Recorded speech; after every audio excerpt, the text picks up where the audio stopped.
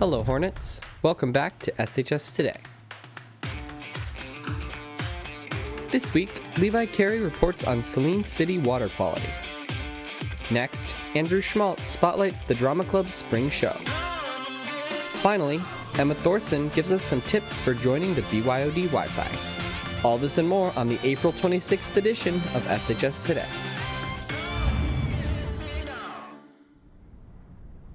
Hello, Saline, and welcome to another episode of SHS Today. I'm Saturn Allen. And I'm Sarah Yousif. We've got a lot of news for you this week, so let's get into it. My throat's a bit parched. Have you been drinking enough water? Sure. But that reminds me, a lot of students here at SHS have been having problems with their water quality. Levi Carey is here to give us more insight on this issue. Residents have been periodically advised to boil the tap water. Some results are alarming. Nationwide water quality has been a big problem for areas, but within the past 2 years, the city of Saline has struggled with its own water quality issues, making water undrinkable and unsafe at times. But what has the issue been with the water? Issues with the water are primarily rust and discoloration in drinking water, and that has been persistent over the last maybe 2 to 2.5 years. But what effect does rust have on people in Saline? So occasionally I see like rust in there. It's like once a month it'll affect the water. We have to let it run until it goes out. While it has been an ongoing problem, the city of Saline has been working on fixing this issue through hearing city complaints and proposing solutions at the city council meetings. Our approach or our strategy is really twofold. One, it is to do a comprehensive valve assessment of all the valves within our drinking water distribution system. And second, it is to do a comprehensive flushing of all mains at least twice a year. But I would hope by the early months of 2024 that issues with drinking water, issues with the clarity or the cloudiness of the water that you have at your home or business will be almost non-existent. Saline is on its way to solve this problem and get its citizens safe and clean drinking water. Reporting for SHS Today, I'm Levi Carey. Back to you in the studio. If you have concerns about your water, reach out to Mayor Morrow's office at the contact shown on screen. The city recommends to use cold water to flush out your pipes if you're noticing rust, as well as cleaning your faucets. Along with solving our nation's health issues, the American Red Cross is always looking for donors. The National Honor Society is hosting a blood drive in the Media Center on May 8th from 8 a.m. to 2 p.m. This blood drive will be open to students who did not participate in the April 10th drive. NHS is aiming for 20 donors, so if you're interested in donating, contact Mr. Ornelas at the email on screen or find him in room C143. The SHS Drama Club is performing their annual spring show starting April 28th. While the spring show is always unique compared to the other club's performances, Andrew Schmaltz highlights how this particular show stands out from the rest. You're missing the point, Harry. You're missing the point, Harry. We need advertisement to make money. Every year, the Saline High School Drama Club has a spring show that gives a student an opportunity to direct the show. But what makes this year different is it is not only directed by a student, but it was written by a group of students as well. We've had student-written shows that were just like one acts, but this is a full play in a full production that was written by students, and it's also directed by me. The writing for the show began way back in December, and over time, more people got involved with the show. Writing the show was super fun because I got to spend all that time with my friends making something beautiful and creative. They just came up with the idea of like, oh, we want to do a speakeasy during Prohibition, and it was like kind of like The Godfather. And then I was like, is there any women in it? And they were like, no. So then it just like bloomed from there, and they grabbed more of their friends.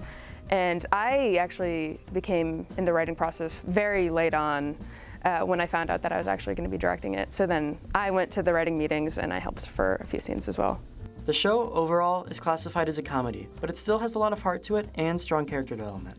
It's set in the 1920s, but it's got, modern style of jokes and, it's got modern themes that anybody can relate to. I'm gonna do something funny with this, but once we get props, don't worry. Directing the show has been like really cool because I was in the process of writing. So I know the show really well, and then also just to make my friends' vision come to life, but still also make it my own, and still get to have fun and play with it a little bit. And I love doing it very much. If you would like to get lost in a world created by your fellow classmates, be sure to come down and give your support. I'm Andrew Schmaltz. Back to you in the studio. You know, the person playing that jeweler is really cool.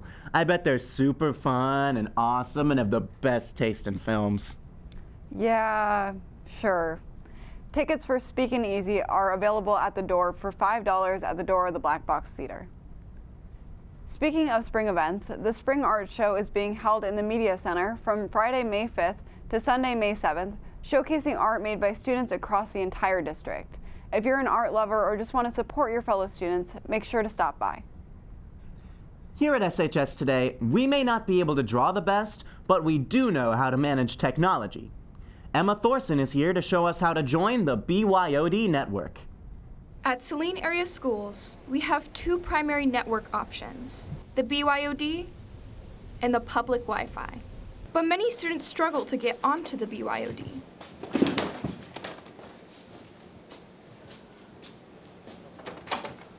Stop! What? You should use the BYOD Wi-Fi. I don't know how to get into the BYOD. Here, let me show you. This is for Apple devices only.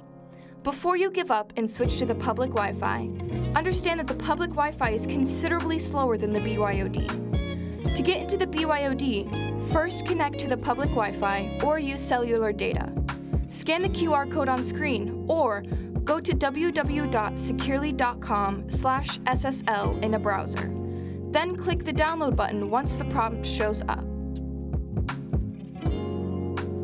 After that, you need to launch your Settings app. Go to the top above Airplane Mode, where there will be a button that says Profile Downloaded. Click that, then click Install at the top right. Go back into the main settings and go into General and then About. When you're in the About page, scroll all the way to the bottom and click on Certificate Trust Settings. There will be a slider that says Securely.com. Slide the slider so it is green. After you've completed that, you'll need to join the SAS BYOD Wi-Fi and log in with your school username and password. Once you have done everything, you'll have full access to the BYOD Wi-Fi. For other questions, such as how to do this on an Android device, visit the Media Center and ask IT to help you, or visit the previously mentioned website for instructions on an Android device.